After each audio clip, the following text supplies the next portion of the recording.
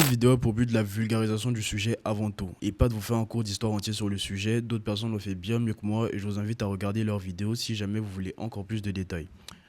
Porno, je vous jure, j'ai eu aucun doute à faire cette vidéo. Je vous avais dit que les vidéos pour les vues allaient arriver. Les vidéos sur le sujet, vous en voyez passer sûrement 1000 sur vos feeds tous les jours. Pourquoi YouTube vous recommande ça, c'est clairement pas mon problème. Par contre, parmi toutes ces vidéos traitant du sujet, il y en a une que je n'ai jamais vue, l'histoire du porno. Du coup, pendant que j'étais en train de je me suis dit pourquoi pas le faire en vrai. Du coup on est là et j'ai envie de vous dire c'est parti. C'est quoi le porno? Et désolé, j'ai toujours pas de jingle donc on va devoir faire ça. Parce que le plus simple c'est toujours le meilleur. ChatGPT nous dit le terme porno, pornographie désigne des contenus écrits ou audio représentant des actes S dans un but principal de stimulation S. Ça peut inclure des photos, des récits, etc. Et ça c'est vachement intéressant. Selon vous, à quoi ressemblaient les tout premiers pornos du coup? Des films en noir et blanc et des magazines, certains vont dire. Croyez-moi, on est bien loin du compte. Les toutes premières œuvres remontent à 79 ans après Jésus-Christ. On parle de l'Antiquité là carrément. Les civilisations grecques et romaines avaient laissé pas mal de sculptures et d'objets mettant en scène des actes mignons. Je vais dire ça comme ça parce que croyez-moi, ça fait pas plaisir de recevoir ce message. Au-delà de ça, on a aussi retrouvé des livres traitant du sujet à 100%, du nom de Satyricon et Petronius. Je ne dis pas, mais on est peut-être sur les papas du livre de la romance Wattpad là. Du côté de l'Asie, on n'est pas en reste non plus, avec les shunga au niveau de la Chine et du Japon, signifiant littéralement images érotiques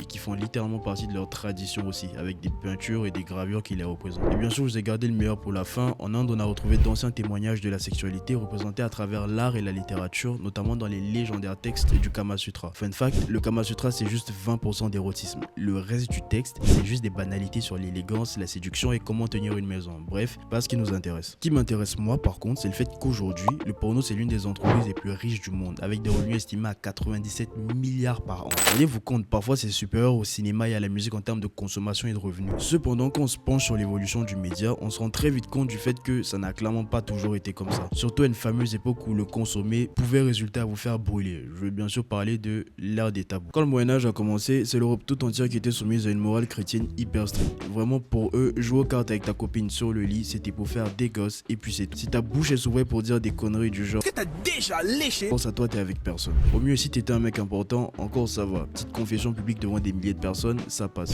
Mais si t'étais un mec de campagne, attendez, je vous ai fait un top 3 carrément. En numéro 3, on avait la flagellation publique. En gros, on t'attache à un poteau et on te fouette bien comme il faut devant des milliers de personnes pour, je cite, purifier ton âme. Et croyez-moi, ça pouvait durer bien longtemps. En numéro 2, la prison ecclésiastique. Sûrement ce qui pouvait être le plus répandu aujourd'hui. En une phrase, si t'avais ça ou ça, t'allais en zonzon. Et je te parle même pas des prisons d'aujourd'hui, hein. Ah non. Là-bas, c'est privation de nourriture, prière en continu et zéro parlotte, tu fermes ta gueule. En numéro 1, et sûrement mon préféré, le bûcher. Alors là, j'ai halluciné quand j'ai lu ça. Mais en vrai, pour l'époque, ce n'était pas si déconnant que ça. En gros, si t'étais considéré comme ça ou ça, aller emballer, c'est pesé, tu finissais au barbecue. Et c'était fait en public aussi, je tiens à préciser. Après qu'on ait bien eu le temps de lire tout ce que tu as eu à faire. Un jugement dernier en gros. Mais du coup, certains doivent se demander quand est-ce que t'allais en prison ou au four pour ça. En vrai, ça dépend. Le bûcher, c'était surtout quand c'était lié à l'hérésie. Mais vu que l'église catholique était très connue pour ses règlements de compte discrets, ton dossier pouvait rapidement glisser, si vous voyez ce que je veux dire. Le S, on va pas se cacher, renferme un pouvoir démesuré. Il n'y a qu'à voir aujourd'hui, il dirige littéralement le monde. Et ça, l'église catholique l'avait très bien compris, raison pour laquelle ses sanctions étaient aussi sévères. Encadrer la sexualité par des valeurs chrétiennes, je pense, était le meilleur moyen d'asseoir son autorité sur la société. Par contre, s'il y a un truc qu'il n'avait clairement pas vu venir, c'était ça. Le 15e siècle s'est ramené avec l'invention qui fut littéralement une révolution pour l'époque, l'imprimerie de ce cher Gutenberg. Du coup, bien que c'était encore sous le manteau, le porno avait commencé à considérablement se développer, à se démocratiser vu qu'il était imprimé en même temps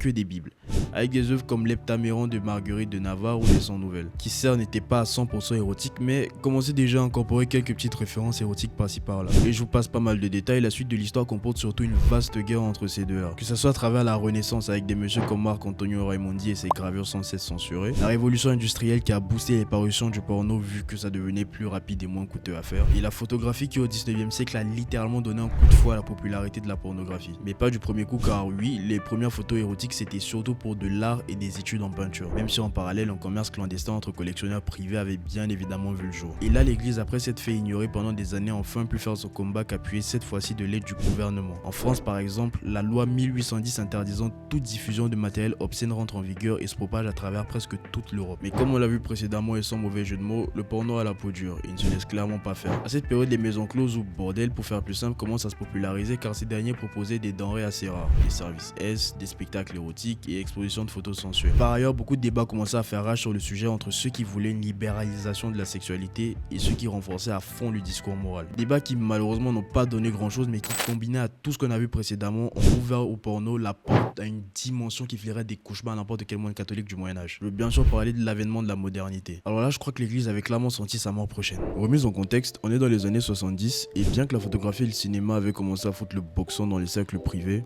décidément, ce n'est qu'après la révolution sexuelle et la légalisation du porno dans plusieurs pays que les films comme, j'ai pas le droit de dire ce mot sur YouTube, d'épée sortent sur grand écran et marquent ainsi la sortie de l'ombre du porno. Et là mon gars, la machine elle était lancée. Entre les cassettes VHS qui faisaient leur apparition, les vieux films et les vieilles photos anciennement clandestines qui inondent les marchés et les revenus que ça générait au cinéma, qui poussaient les salles à en demander encore plus, une nouvelle économie venait de voir le jour, celle du sexe. Et le pire dans tout ça, c'est qu'on était clairement qu'au début. Celui qui est venu asseoir une bonne fois pour toutes la suprématie du porno, c'est lui. Internet est un produit, ça a toujours été très simple. Trouve un bon produit qui parle à tout le monde, mets-le en ligne et tu fais minimum x100. Sachant ça, le moins qu'on puisse dire, c'est que le porno avait déjà un public bien choisi, le monde entier. Même si au début on n'était pas aussi fluide qu'aujourd'hui, je veux dire, ça pouvait mettre des minutes avant d'entrer dans un site. Aujourd'hui, en maximum 5 clics, t'es posé devant un boulard. Et quitte à parler d'évolution, le porno est sûrement l'industrie qui a su le mieux se renouveler. Il a toujours su profiter des nouveautés de son époque afin d'en tirer le meilleur pour ses intérêts, et ça se voit. Aujourd'hui, il lance des carrières à pratiquement n'importe qui, je pense que c'est peut-être pas à pratiquement tout le monde. Il génère encore plus de revenus, 93 milliards, je le rappelle. Il crée même des business annexes. Et petit à petit, on le voit, il commence à être de moins en moins tabou. Je pense qu'on était tous choqués de la même façon quand Netflix nous a pondu ça. Plus encore, il a permis la démocratisation de la dimension sexuelle dans les films, ce qui honnêtement parfois ajoute une certaine dynamique à ce dernier. Malgré tout, il reste encore au cœur de multiples débats éthiques et moraux, car avec certaines actrices qui sortent du silence, on se rend très vite compte que ce monde n'est pas toujours aussi rose et mignon qu'il laisserait penser. Quoi qu'il en soit, ce dernier a encore une grosse marge d'évolution avec les nouvelles technologies qui arrivent, et le moins qu'on puisse dire, c'est qu'on a clairement pas fini d'entendre parler de lui,